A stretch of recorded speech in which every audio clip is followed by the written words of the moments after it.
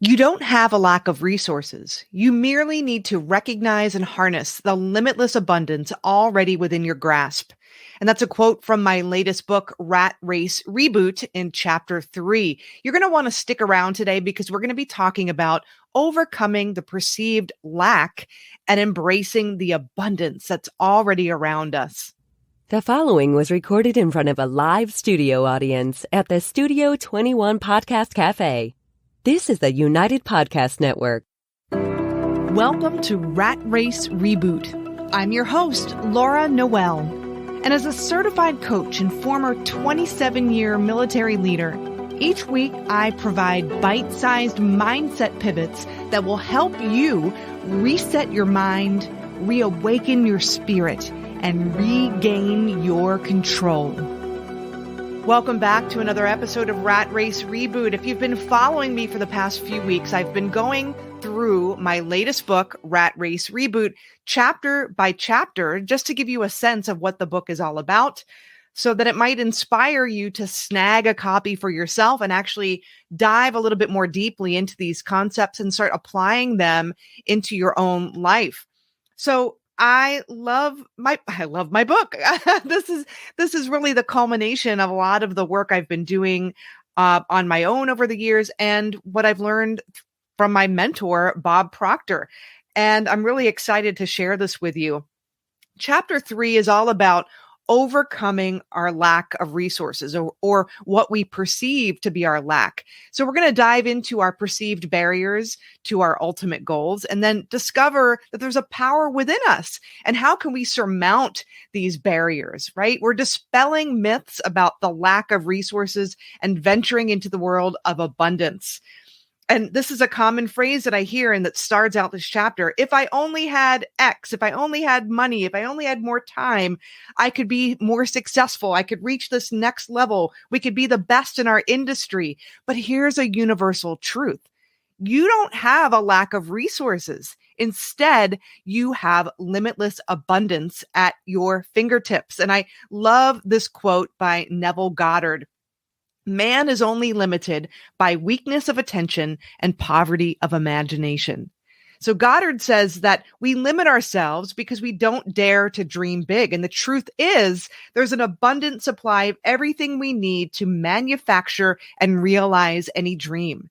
So instead of believing in that, we get stuck in the mindset of scarcity. And I know a lot of leaders I work with, a lot of entrepreneurs I work with, really kind of get stuck in that perpetual trap of feeling like there's a lack of resources around them. And here are some of the most common ones. It's not all inclusive, but I'm going to touch on them very briefly. And then we're going to talk about how can we start to overcome that and shift our mindset in a different direction so that we can see the abundance around us. One of those is this idea of we've got to get an edge over the competition. And so people get caught up in this track of looking over their shoulder, focusing their direction on the competition. But what they're not doing is focusing their attention on how they can be of more service, right? So they get stuck in this believing that they need some unique advantage over the competition, like there is competition, right, to succeed. But realize that your unique perspective, your experiences, your passion, your willingness to go above and beyond and to think of the people you're serving first and how you can be a better service, that's your true edge. So the other one, it goes hand in hand with this, is getting in the habit of gathering intel on the competition. And I really believe that there's not competition. It's really about creation, and collaboration is when we can create the most value for other people. And when we get stuck in this trap of gathering intel on the competition, we can easily get stuck in analysis paralysis, thinking that you need insider info or secrets to get ahead. But again, it goes hand in hand with that first category of perceived lack. Focus on your journey and your strengths. Authenticity and genuine value always stand out. And I can remember when I first started my coaching business, there was so much noise out there in terms of other coaches and other people who were doing relatively very similar things to me. And I was focusing on myself, and how I could, set myself apart from those people rather than who do I want to serve? How can I serve them best? And what skill sets do I have that could be of the best service to them? So I found myself in really getting stuck in comparison, looking at what other people were doing and then trying to emulate that with a little bit of an edge. And there were many times I fell flat on my face. Why? Because one, I wasn't being genuine. I wasn't being authentic to myself. I was trying to fit in to some external mold that I had crafted, looking at other people for inspiration instead of within myself, and instead of to the people I was looking to serve. So that's a problem. And that also goes hand in hand with the next area where we can get stuck in a perceived idea of lack. And that is looking at creativity on the team and thinking it's not there. Collectively, the groups that we're a part of, collectively within ourselves, we have unlimited creativity. If you're imitating somebody else and you're thinking in lack and you're trying to do what everyone else is doing because that you think that's the way ahead, what you're not doing is you're not tapping in to your creativity. And so creativity is what can squash it in a heartbeat is getting stuck in comparison and believing your team lacks innovation and comparing that journey to others. So what you want to do is foster an environment of open communication and encourage pushing boundaries and making mistakes so that you can find out where your edge is. Your path is unique to you. Own it, embrace it. And if you don't know how to tap into your intuition and learn how to trust it, that's something that you want to learn how to do. Another thing in this book is the idea of I don't have enough. I don't have enough funding. I don't have enough time. I don't have enough space. I don't have enough calendar space. I don't have enough support from others. I don't have enough resources, money, right? I'm feeling isolated, unsupportive. So what you want to do is when we are stuck in the idea of lack and not enoughness, we close off our minds to what is already in front of us. And I talk about this all the time, the idea of goal priming, how when we are redirecting and training our mind to ask, okay, I know that solutions are around me. I just got to find them. Where are they? How can I serve? How can I be of better and greater service? When we start asking those different questions that are in harmony with where we want to go, we'll start to see the solutions. Our mind, our reticular activating system, is a filtration system for our mind. And so if we are stuck in lack and problems and we're looking at, I don't have enough, then we're always going to find evidence to support that not enoughness. So redirect your mind to questions that are going to serve you. How can I serve? How can I be of greater service? What are my gifts? How can I be of greater service to these people that I want to serve and be a part of? And then the last part of how we can get caught up in lack is thinking that we have to do it alone. We have to be the Lone Ranger. And I want to encourage you to get support from others. Find a mastermind of people who are like-minded, who are dreaming big and shooting for the stars, and leverage the talents of each other. Find a coach. A coach can help you compress time. And so often I find that a big obstacle for leaders is in them finding the time and the resources and investing the time and the resources and putting their mindset first, mindset is everything. Mindset is like, it's the underpinnings of what you're going to achieve in your life and in your work.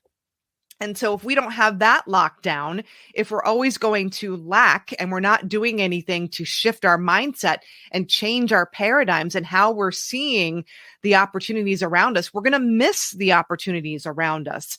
So oftentimes leaders who I talk with or entrepreneurs, they feel like they don't have time to seek support from other people, to seek support from a coach, to take time to really work on their mindset first before they can serve others. They think they're too busy for those things, but that's what's going to support you in leveraging your time more effectively, making decisions that are in harmony with what you want, and learning how to trust your intuition so that you can leverage your tacit knowledge, things that you've already learned over your lifetime, and you can leverage those things and those ideas to a greater extent. When we are stuck in busy mode and we are at the mercy of all of the things that are going around us in our external environment, we're not tapping into what's inside of us. And so working with a mastermind, working with a coach, carving out time for yourself, investing in your mindset first is going to help you tap into those things that are already inside of you so that you can really benefit from those resources and that you're not falling prey or victim to other people's demands on your time. You are coming into your day and making decisions more confidently, and you're rock solid in the action steps that you're taking, knowing that they're in harmony with what you want. You're not playing whack-a-mole with the decisions here, right? So one of the things that you can do to get you started is to set your space for clarity. And it's a really simple thing that you can do. Your environment can influence your decision making. It can influence how you feel. And I'm not just talking about your physical environment, but I'm talking about both your social and your physical environment, because those things can heavily influence your mindset. So a simple thing you can do if you want to create more space and openness and clarity for your mind, start with your workspace. Start with clearing out your files on your computer. I do that every week. That clutter on my desktop, it creates clutter not only in my physical space, but in my mind. I can't think clearly. And sometimes we get used to operating like that, so we overcome it, but it's nowhere near tapping into our potential when we can actually clear that space. Clearing your physical space, your office space, your surroundings. A cluttered space can lead to a cluttered mind. So declutter that workspace, declutter your computer desktop, and then fill your space with things that help you align with your truth. Inspirational quotes, something that can help you engage in your day with a more positive mindset. Filling your calendar or populating your calendar every once in a while with positive and motivating individuals. These things can change and create a spark that can just help you create a monumental shift in your perspective. Another thing that I talk about in my books, it's a little acronym, and this can help you change your perspective as well. It can really help you do a 180 on your thinking. And this acronym is COATS. So the C stands for challenge your assumptions. Question your current beliefs and assumptions that you believe are holding you back. And ask yourself, are these based in fact or are these perceptions? And again, this is where a coach can really help you be a mirror for some of these things that you might be experiencing and some of these thoughts that you might have. So that's the C of COATS. Challenge your assumptions. Question your beliefs and assumptions that might be holding you back. And ask yourself if they are based in fact or are they just mere perceptions. The O of Coates is open your mind, embrace new experiences, ideas, and perspectives. Fresh insights can provide innovative solutions. One thing we need to know is that we don't know. And if we think we know, then we're not expanding ourselves fully. Then we're only operating. If we're only operating on what we think we know, then we're not moving forward. We're marking time, or we're moving laterally. So seek out fresh perspectives. Again, that coach, that mastermind, a mentor you admire who's doing some of the things that you'd like to do, that can help expand your mind. The A of Coates is affirm positivity. Regular practice in positive affirmations can reinforce an abundance mindset, but not just that, is you want to get emotionally involved with those affirmations. Just spouting out some affirmations and having them pasted all over your office or on your computer, it's not enough. You want to affirm the person you want to be when you've reached your goal, and just close your eyes and imagine for a few minutes that you are that person. How do you feel? How do you want to feel? How are you serving? And once you get into that feeling of that dream fulfilled, connect with those affirmations. Affirm the level of confidence you want to have, the ease and flow state that you're in when you're achieving these goals, the joy in working with a team of like-minded people. You want to get in the feeling of that wish fulfilled. And then the T of Coates is take action. Now, that might seem obvious because we're action takers. I'm a doer. We're not human doings, we're human beings. So you want to get in the habit of being that person you want to become. So affirming and getting connected with that vision of who you want to be first. And then you want to take inspired action. So when you're in the feeling of your wish fulfilled, when you're imagining the person you want to become and the things that you're doing and the impact you're having, when you have ideas of action steps to take, when you're in that headspace, you're in harmony with your goal and your vision. So take that action. This is how you leverage the right actions and not doing all of the things, right? And then the last part of Coates is seek feedback. So engage with mentors, peers, people who want to cheer you on, people who will provide you with constructive feedback and offer valuable insights that can help you redirect. So you're not changing your goal, but you might want to pivot one of the avenues that you're taking. So those are some things that you can start doing to help you overcome that lack of resources mentality that we can all find ourselves into from time to time. So as we conclude today's exploration of chapter 3 of my latest book, Rat Race Reboot, I want to leave you with a question to ponder. And I like this. I'm using the word drishti. What is your drishti? I got yoga certified and I started learning about yoga philosophy. Your drishti is your point of focus. And you can't focus on problems and solutions at the same time. You can't focus on lack and abundance at the same time. So ask yourself, where's my drishti? Where is my focal point? And where you point your focus, that's where your results are going to follow. And so if you can shift your focus to abundance, to solutions, to asking the right questions that are in service to others, then your results and your creativity and your solutions will follow. So I hope this has been helpful for you today. I encourage you, if you want to read more, to go to ratracereboot.com. You can sign up and register to get a free chapter of the book, and you'll also get a link. You'll find it on Amazon, and I encourage you to grab a copy and then let me know what questions you have. And I look forward to seeing you next week, where we're going to dive into chapter 4. Remember, everything is created twice, first in our mind, always, and then in physical form. We want to use our mind wisely. We'll see you again next week.